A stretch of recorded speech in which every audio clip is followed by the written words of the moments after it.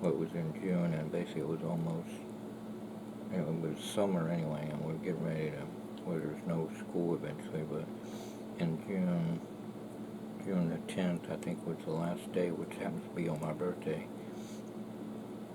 and the teacher don't give out any homework, and we just go to lunch, and or go up, we want to, and go to the gym class, and just kick the ball around or something like that. And it was fun times at Harry Hunt. We called it hunting for Harry.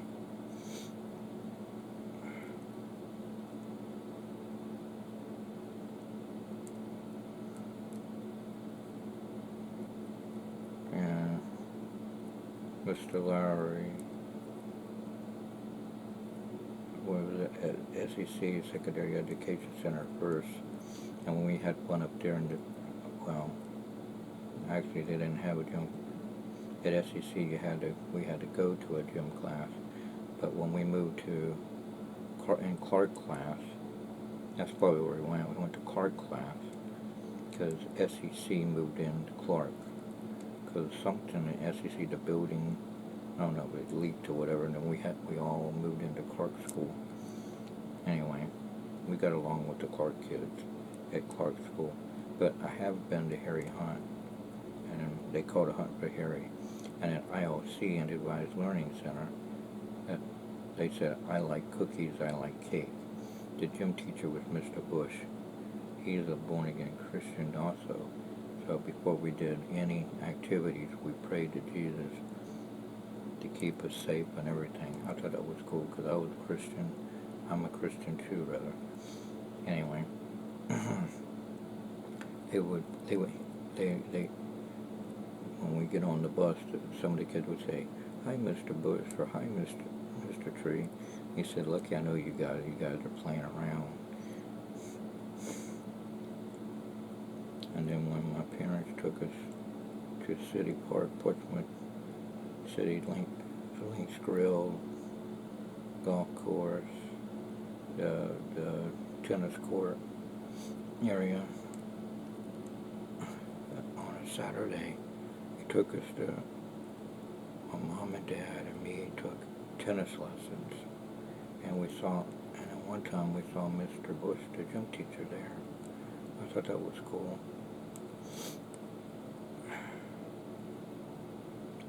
And the instructor wondered where the tennis ball went. I said, it's in between your tennis racket.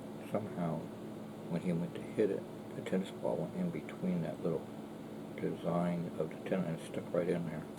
I don't know how it did that, because a round ball and that, I guess anything's possible with enough force, you know. Because we're looking everywhere for it, and I said, it's in between your tennis racket. And my parents brought their tennis racket, and I used one of theirs. And eventually, my dad went to Plaza roller rink, and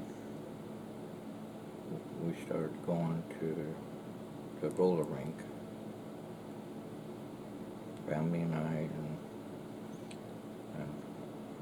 other nights and stuff. And then Saturday morning we were taking roller skating lessons, me, Cheryl, and Stacy, and all the other kids. And if you got a good report card, you could get a discount or get in free. I can't remember. Then later on, our church at Good News, Mark Taylor would take us there, and I ended up running into Aaron, the one that recorded the familiar VCR tape for me. And we were in a long line, and he said, "Bill, come up the line."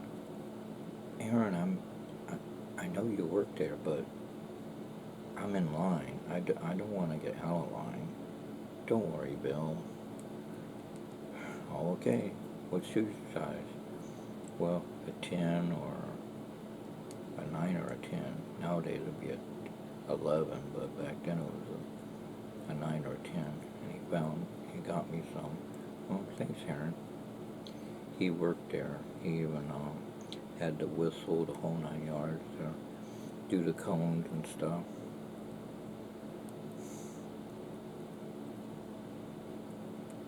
Okay. Everybody's teaching this. I don't even know. See, I don't got it memorized. Everyone else has got this memorized, including Stephen Bronte. But I'm going to do checkerboard with it. Once, twice, 3 times. Okay. I just gotta remember when I see that checkerboard here and the others that look mixed up,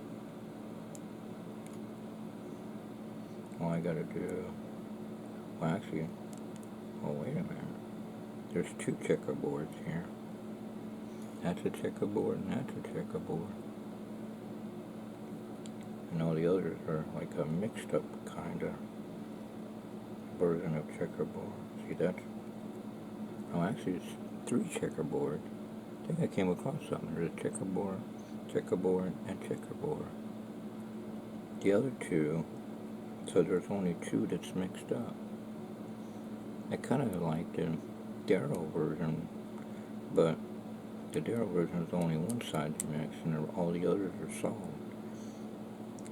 But you have to pre-sticker everything to make it look like it's a mixed up cube. So that all 5 sides, 1, 2, 3, 4. How many sides are on this cube? 1, 2, 3, 4, 5. So there's, no, I can remember the top. 1, 2, I can't remember now. 1, 2, 3, 4, 5. So there's 5. There were 5 songs, except the 6th side it had a mixed design. So you would mix it, so a pattern you would memorize, and then you would mix it back to solve, so that 5 sides were solved, but the 5th side was hidden on the bottom. It's amazing how Darrow came up with that idea. Now everybody on like How to Disturb Reality YouTube channel, Jarek 2.0 made it, and another guy showed how to do it. And this is before Stephen Bundy came up with pure sleight of hand version. I think it's cool that Stephen Bundy took it up a notch to do pure sleight of hand. He would even solve the Rubik's Cube normally, even to David Copperfield. David said and Copperfield, Jewish born again Christian, illusionist magician. I was trying to do this, either me or someone would be able to hand Copperfield the cube, and he mix it, and then I would solve it. And then Jesus answered my prayers. Stephen Bundy was the golden key card or golden ticket, like in Willy Wonka's chocolate factory. Golden ticket. He ended up being the one to have Copperfield mix the cube, or Stephen Bundy to mix the cube. I can't remember. Anyway, Copperfield gave him a time to solve the cube. Copperfield said 15 seconds, and Stephen Bundy solved the cube in 15 seconds. And then after that, Stephen Bundy did all the trick solves behind the back and let Copperfield catch it. And he looked at it and he was very impressed. And all that. So Jesus answered my prayers fourfold.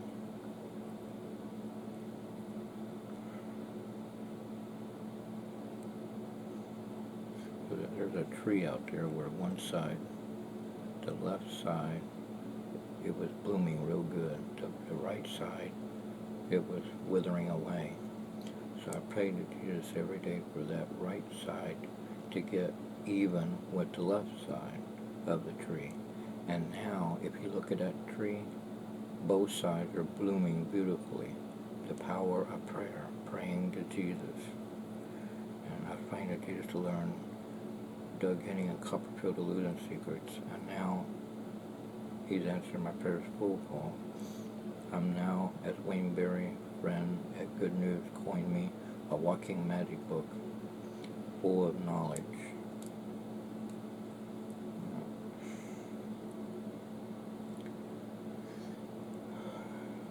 Okay, checkerboard. Now undo checkerboard. And all of a sudden it puts me into this pattern.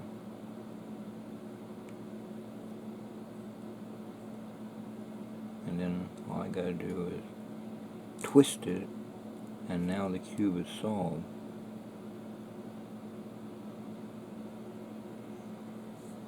Thank you, Jesus. I found out a new way to do it.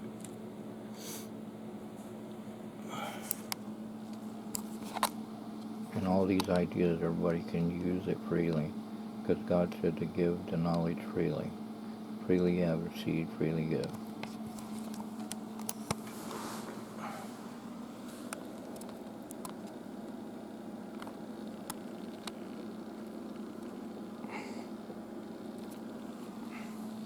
Today is Saturday, August the 12th, year 2023. My dad got to know the chef at the Plaza Roller Rink and the Ponderosa restaurant, or any kind of restaurant, the Sand Dollar, Larry F1 at Town Point, Cafe 21 and Cafe 21 Town Point Center, Heather, it changed it to Mod's Restaurant right across from Norfolk, I can't think of it now. It's right across from Nauticus, I'll get it right. That's when they had the laser show there, and a superhero called Mr. Nauticus. But they don't do the laser show anymore, and airplanes flying by with fireworks on it, with Neil Diamond be coming to America, flying out of the airplane. And those were real lasers too, because the guy working it, we asked, what's that burnt hole on your shirt? Oh, I'm working the lasers, and the laser came pretty close to me. That's why we have them higher up outside, so you don't touch them. That's a good idea. And now the government uses them to put them on airplanes, stealthy airplanes. The laser is the weapon, not just guided.